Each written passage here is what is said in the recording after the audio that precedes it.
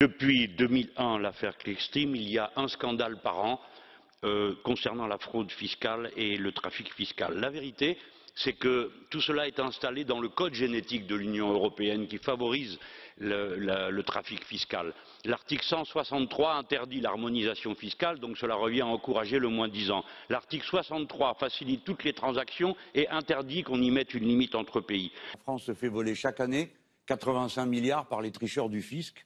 Pour ne rien dire du reste, la corruption et la collusion avec toutes les puissances d'argent. Il nous faut donc renforcer cette police qui s'occupe de ces questions-là, de la police financière, pour que nous récupérions nos biens. Il n'y a pas de raison que ça nous coûte 1000 milliards par an au niveau européen, 80 milliards par an en France. Et j'aime mieux vous dire que si je suis élu, il y a des choses qui vont immédiatement cesser. La justice pourra saisir elle-même directement d'un dossier fiscal, alors qu'aujourd'hui, il y a une espèce de droit particulier de Bercy pour bloquer ce type d'enquête s'il le souhaite. Donc ça c'est fini. Et moi j'ai intérêt plus qu'un autre de récupérer les 80 milliards en question, vu tout ce qu'il y a à payer. Avec le Panama Papers recommence la même histoire. La Société Générale, banque française, était sous contrôle de la BCE pendant qu'elle ouvrait des sociétés offshore.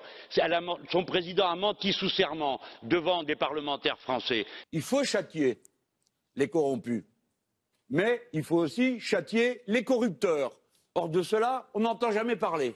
Parce que pour qu'il y ait des corrompus, il faut qu'il y ait des corrupteurs. Et ils doivent être punis eux aussi. Ce sont les puissants. C'est pourquoi souvent ils sont à l'abri. Vous avez réussi à élire comme président de la Commission la personne qui était responsable d'un de ces scandales. Monsieur Juncker, président de la Commission, qui a organisé de manière méthodique pendant 18 ans la fraude fiscale sur tout le vieux continent et qui est aujourd'hui le président. Il n'y a pas la volonté de poursuivre, comme on dirait, jusqu'au fond de chaque compte en banque, ce qui se passe. Il y a un changement, Monsieur Mélenchon, il y a un changement avec tous les accords. Jean-Claude Juncker, il a à la fois des nouveaux convertis, non? Il n'y a plus d'accords au Luxembourg, ça a beaucoup changé. Oui, il n'y a plus de paradis fiscaux, c'est ça que vous voulez dire? Je vous pose la question. Ah bon, moi, ça s'est amélioré, oui. Il y a des paradis fiscaux. Cahuzac vient d'être condamné. Oui, oui, mais il y a des paradis fiscaux, il y en a en Europe. C'est le premier fléau. Mais Monsieur Juncker, sans vouloir vous viser spécialement dans votre appartenance nationale, que naturellement nous respectons comme vous respectez la mienne, il n'empêche que votre pays a encore été classé en 2013 comme un paradis fiscal. Or, le premier fléau de l'Europe, c'est que les voleurs se réfugient dans les paradis fiscaux pour y cacher l'argent qu'ils ne donnent pas et qu'ils devraient donner, comme tous les citoyens doivent donner, dans les pays où ils sont déjà les plus riches. Et il se trouve qu'il est normal qu'on vous interpelle, sans que vous le preniez personnellement, sur le fait que vous venez d'un pays qui participe à cette industrie du vol. Alors les riches font ce qu'ils veulent. Comme ils peuvent s'en aller, ben moi j'ai trouvé la solution. J'ai proposé d'appliquer en France ce que les Américains appellent l'exit tax. On appelle l'impôt universel. C'est-à-dire que les gens qui partent à l'étranger et ne déclarent pas, ils payent dans le pays où ils sont, mais ne payent rien à la France. Les Nord-Américains obtiennent, parce qu'on sait où sont les gens, que la différence soit payée au fisc nord-américain. Je propose qu'on fasse pareil pour la France. Premier argument d'après lequel, si l'on taxe trop, tout le monde se sauvera et donc il n'y aura plus d'argent, s'écroule. Mais non. Car ceux qui s'en vont, de toute façon, seront taxés. Deuxièmement... Et donc vous allez les taxer 2 fois, et en Grande-Bretagne et en France. Bravo. Oui, et je vais vous expliquer comment... Et bien sûr, les Britanniques vont l'accepter. Ça va de soi. Bien évidemment que oui. Mais écoutez-moi, monsieur... Qu'est-ce que vous allez faire aux Britanniques alors? Mais écoutez, monsieur Apparu... Non mais expliquez-nous concrètement comment ça laissez-moi marche. parler pour qu'on vous Il vous l'explique. répond. Allez-y, Jean-Luc. Monsieur Apparu, vous ne le savez pas, mais ça fonctionne déjà. Ah bon? Et comment? Oui, ben, je vais vous donner un exemple. Les conventions fiscales. Le mien. Sauf que faut être d'eau pour signer une convention fiscale. Attendez, le mien, l'exemple. Je suis député européen.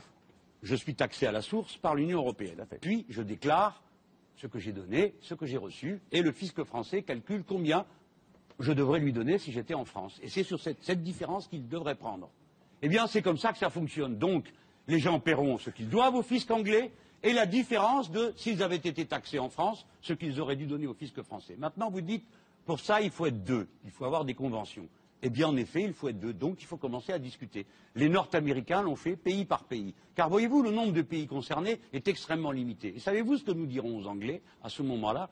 Nous leur dirons, si vous voulez qu'il en aille de même pour les ressortissants anglais qui sont chez nous, et qui sont nombreux, nous en sommes d'accord, et ainsi nous harmoniserons fiscalement. Et vous pensez donc qu'évidemment, les Britanniques signeront sans en effet, je le pense. Bien évidemment. Je le pense parce que vous êtes dans bien seul, mais l'univers c'est pas entier, grave. C'est déjà beaucoup. Non, mais écoutez, je vous en prie, dans l'univers entier, cette idée avance. parce que tous les États s'y mettent et en ont assez de se faire détrousser. Et de la même manière, je pense que dans l'univers entier, on va prendre des dispositions contre les paradis fiscaux. Encore que, vous aurez remarqué, monsieur Apparu, et je pense que vous serez d'accord avec moi pour dénoncer cette situation. En 2009, lorsque s'est réuni le G20 à propos des paradis fiscaux, souvenez-vous, ils avaient dit qu'il y en avait 11 dans le monde qui étaient des paradis fiscaux. Le 2 avril, le 9 avril, il n'y en avait plus aucun sur la liste. Ce qui signifie qu'il y avait un état d'esprit à l'époque qui était d'essayer d'éviter la taxation du capital. Maintenant, tout le monde en a par-dessus la tête. Les États veulent rentrer dans leur argent. De cette manière, plus personne ne pourra être un évadé fiscal. Et la fraude de ceux qui s'en vont pour ne pas payer, ce qui n'est pas votre cas, monsieur, je le sais, ne sera plus possible. Vous pouvez aller où vous voulez. De l'autre côté de la frontière belge, au fin fond de la Patagonie ou dans un recoin de la Mongolie, de toute façon, j'y serai.